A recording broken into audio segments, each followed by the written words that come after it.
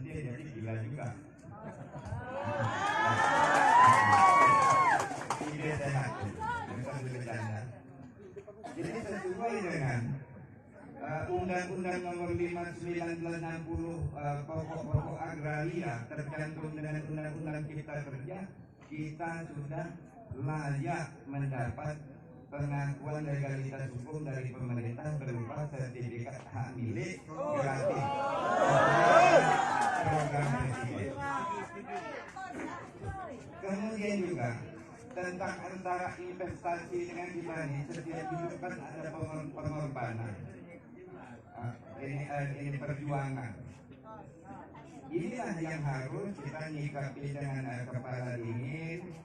Kalau memang ini disampaikan Pak Menteri, tidak ada pemerintah mau menyengsarakan rakyatnya. Contoh tadi saya bercerita dengan Kiai Haikal, kalau memang di dalam pesantren itu 300 orang, ada muridnya yang nakal 25, lebih baik mengeluarkan 25 dari yang 275 rusak. Jadi itu harus kita sikapi dengan kepala dingin. Mudah-mudahan dua-duanya seiring berjalan.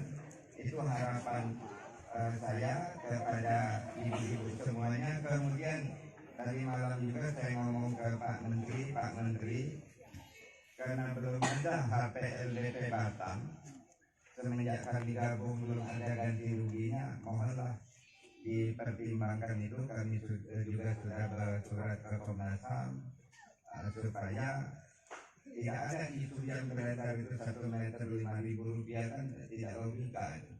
Kita juga tidak minta mulu-mulu, karena sudah sekian lama Bapak Ibu menggarap lahan itu, nanam, ada juga tanamannya sudah besar. Kalau yang di luar kampung Pak Menteri, kalau memang dibutuhkan mau dipakai, orang Jawa yang monggo silakan. Kalau memang belum mau dipakai, biarlah mereka berlanjut, bisa berusaha itu. Kemudian kalau ada kebijakan pemerintah dikasih umpama tadi lahan yang lain mereka bisa dapat, tapi tak ada ganti ruginya lagi. Jangan nanti mereka nuntut lagi, supaya mereka bisa berkembang, bisa sejahtera. Yakinlah Pak Menteri, kalau apapun yang kita buat di sekitar itu, bentuk usaha kecil, menengah, bahkan sampai yang besar, kalau masyarakat di sekitar itu nyaman, kita bina, kita didik dengan baik, mereka akan terpanggil sendiri. Mereka akan datang. Saya sudah bicara juga dengan orang PMS. Kalau memang di sekitar industri itu orangnya kita baik seandainya, kita bina, kita ajar ini sesuai dengan profesi mereka. Saya bilang sesuai skillnya, bukan tamat SMA menjadi direktur, kan pantas saja oleh. Jadi sesuai dengan skill mereka. Jadi kalau mereka kita bina, pertama silaturahmi terjalin dengan baik, insya Allah apapun yang kita lakukan itu ada berkah dari Allah. Saya rasa demikian. Sekali lagi Pak Menteri, terima kasih banyak. Saya tak menyangka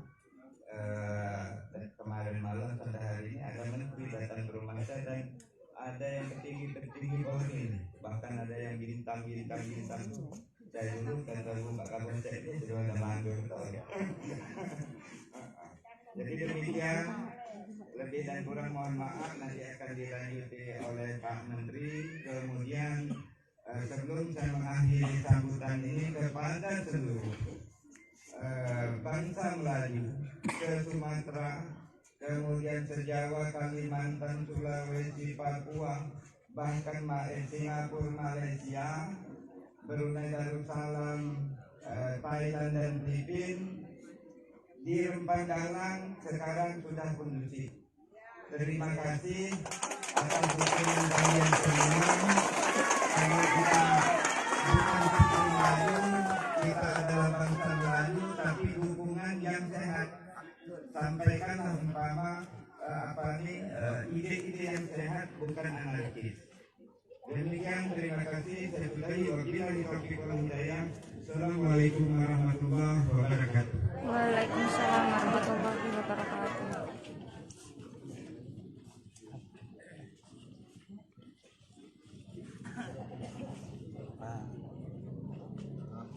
sini. Udah bener di sini.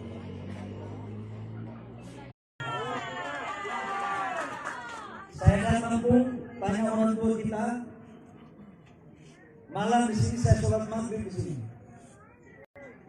Hari ini saya juga datang sholat zuhur di sini. Bapak Ibu semua, saya pertama menjelaskan apa yang tadi malam kami diskusikan sebagai orang tua, anak, dan orang tua, dan sebagai keluarga. Dalam diskusi kami saya jelaskan tentang investasi. Bapak Ibu semua tahu bahwa tidak ada negara manapun, tidak ada provinsi manapun, tidak ada pemda kota kabupaten manapun yang maju itu hanya karena dibiayai lewat APBD. Tidak ada. Sampai orang tua kita ini, bila saya tadi malam, anak menteri, Rembang ini kalau mau maju, memang harus ada investor. Ya, nanti Ibu sampaikan ke orang tua ya. Ini aku menjelaskan kepada orang tua. Ya. Ibu-ibu semua, bapak-bapak semua, niat saya ini baik. Makanya saya datang. Jadi, kalau investasi masuk, pasti ada lapangan pekerjaan. Pasti ada pertumbuhan ekonomi. Anak-anak di sini yang mau bekerja sesuai dengan pendidikannya, monggo, silakan. Yang mau sekolah baik-baik kita sekolahkan supaya kelak mereka mengelola itu industri. Yang mau bertani, mau nelayan, silakan cari ikan banyak-banyak supaya hasilnya dibeli oleh perusahaan untuk keselamatan karyawannya. Jadi itu yang kita jelaskan tadi malam. Yang kedua, Bapak Ibu semua, terkait dengan persoalan-persoalan yang ada, kami juga sudah sepakat bahwa kalau bisa pergeseran itu masih dalam wilayah Pulau Rempang. Tadi malam dibilang begitu.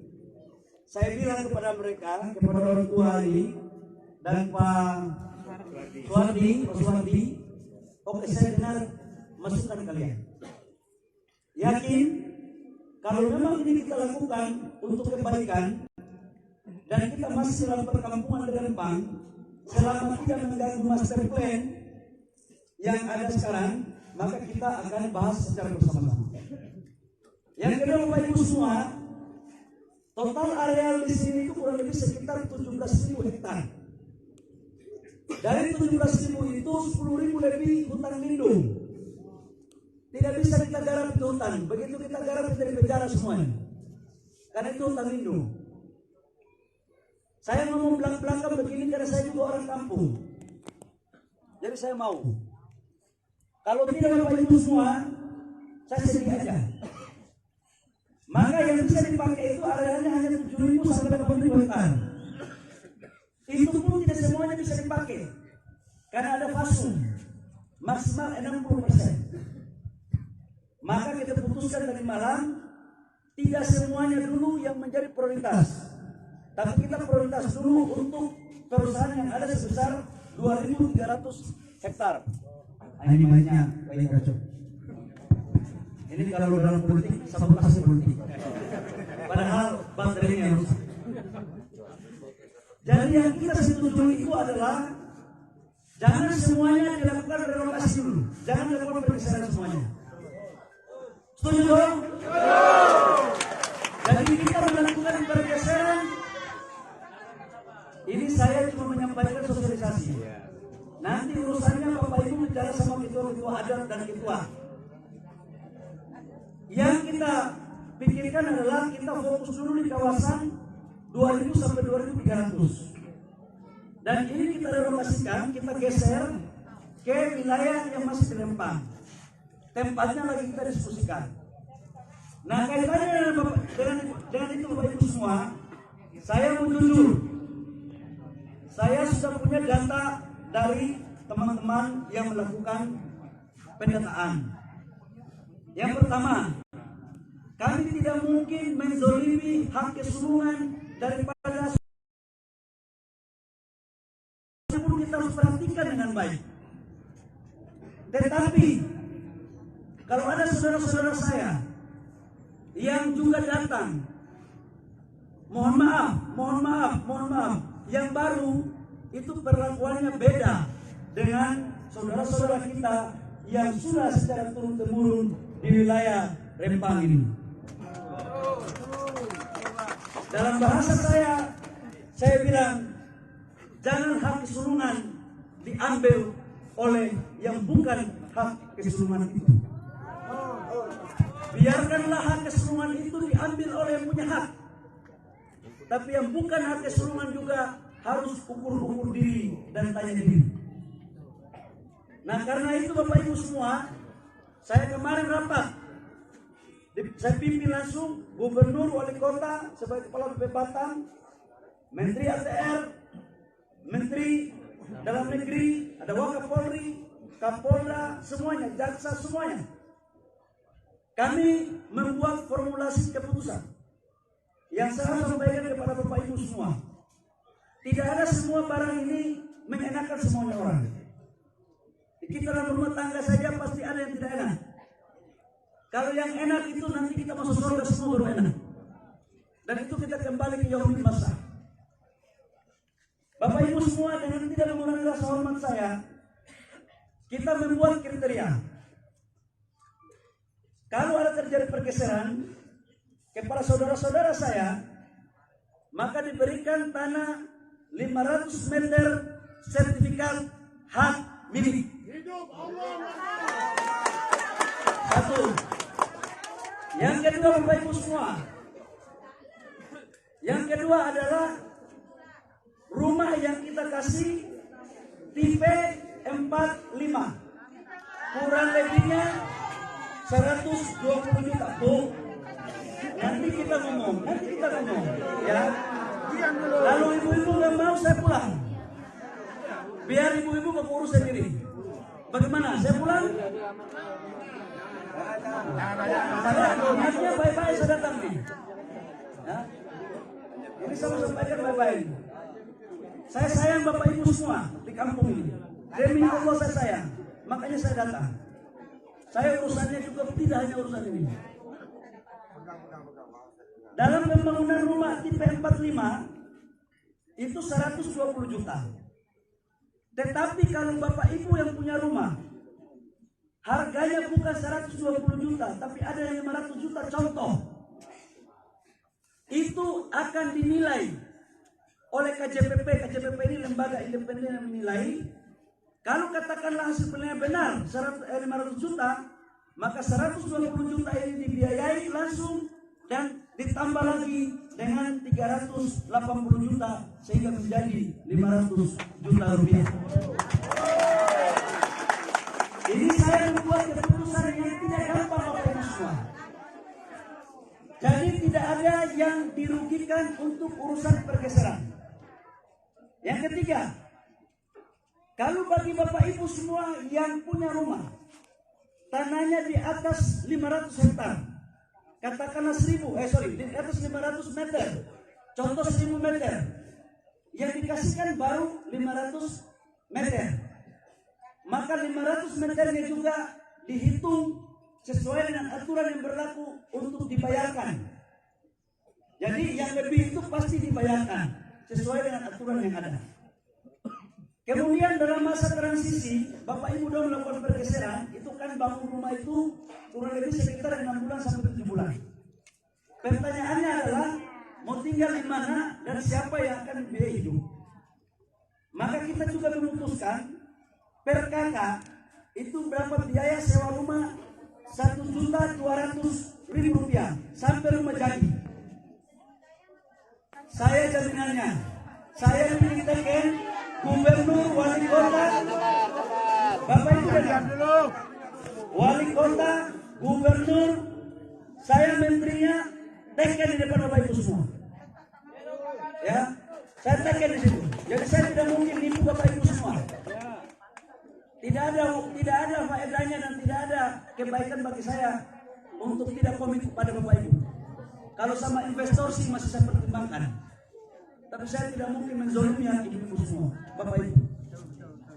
Yang kedua, setiap orang akan mendapat Rp1.200.000 per orang per bulan.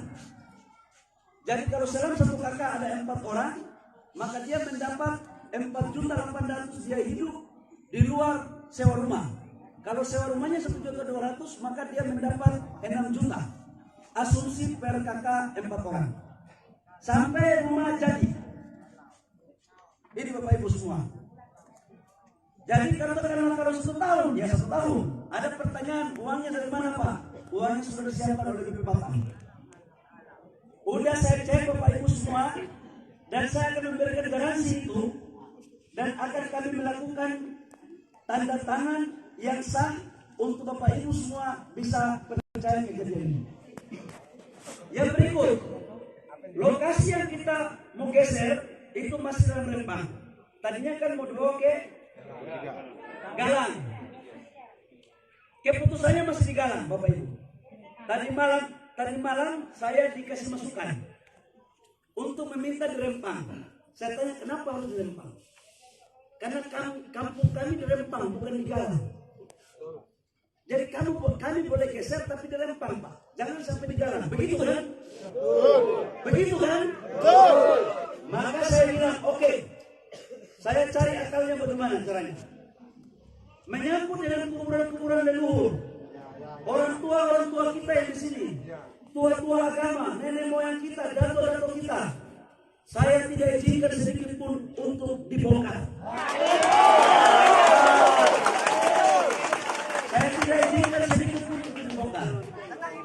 Nanti itu akan dipagar, akan dibikin di dapura dan dijaga supaya setiap bulan puasa, hari raya, hari Jumat sore kita datang untuk ziarah di makam para leluhur. Nah, saya juga ditanya, anak menteri, bagaimana kalau kondisi kampung kami kemudian kami digeser ke desa yang lain atau ke kampung lain? Nah, bagaimana ceritanya untuk sejarah untuk anak cucu kami? Saya juga membuat kesimpulan yang belum disetujui oleh pusat, tapi saya mengambil resiko itu.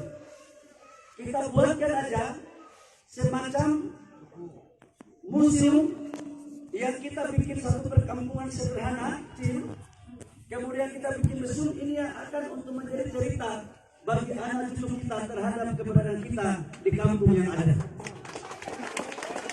Ini Bapak Ibu semua, saya lakukan. Saya tahu semuanya pasti tidak setuju. Saya tahu itu. Karena kita beranak 7 orang aja, belum tentu semuanya setuju sama ayah dan ibunya. Tapi ini saya lakukan untuk mendekatkan pada sedikit kelebihan kebaikan untuk bagaimana bisa kita menerima semuanya. Jadi itu kira-kira menyangkut dengan tempatnya. Nanti habis ini kita akan buka peta. Saya nanti minta perwakilan. Saya akan dari mana diminta petanya seperti apa. Nanti tidak di sini. Nanti ada lokasinya saya minta sambil ngopi biar enak. Kita buka petanya, kita putuskan. Saya juga diminta oleh Pak Suwardi, Pak Menteri, kalau boleh jangan yang datang kami itu adalah aparat. Kami takut. Kami dari hutan. Saya dari malam dikasih tahu begitu. Saya bilang oke. Saya setuju. Tetapi juga yang mendata adalah ketua dan Pak Suwardi dan tim dari keluarga sendiri. Tidak apa-apa. Yang penting adalah ada batas hari juga yang kita harus setujui supaya ada progres. Bapak Ibu semua, kami sebagai pemerintah, sebagai menteri, memikirkan tidak hanya pada satu kelompok tertentu, kami memikirkan semua aspek. Kenapa Kepri ini tidak maju-maju Bapak Ibu semua? Mohon maaf. Setiap investasi besar yang masuk selalu gagal. Selalu gagal. Kenapa gagal? Karena kita gampang diprovokasi oleh orang lain yang tidak menginginkan Indonesia ini maju dan Kepri ini maju. Jadi saya ingin untuk kita bicara baik-baik, untuk kita clearkan baik-baik. Nanti ada perwakilan di sini, kita bicarakan semuanya baik-baik. Tidak ada semuanya itu yang murni 100% itu akan baik. Kita ujian saja biar kita pintar tidak pernah dapat nilai 10, jangan. 7 saja sudah bagus. Kalau 3 itu urusan pembakar punya. Saya pikir itu Bapak Ibu semua. Jadi insya Allah kalau ini kita sepakati semuanya habis ini, nanti yang akan mendata atas permintaan yang mulia ini itu nanti akan dibicarakan secara baik-baik. Saya pikir itu penyampaian dari saya. Terima kasih. Kurang lebih mohon maaf. Wabillahi taufiq wal hidayah. Wassalamualaikum warahmatullahi wabarakatuh. Warahmatullahi wabarakatuh.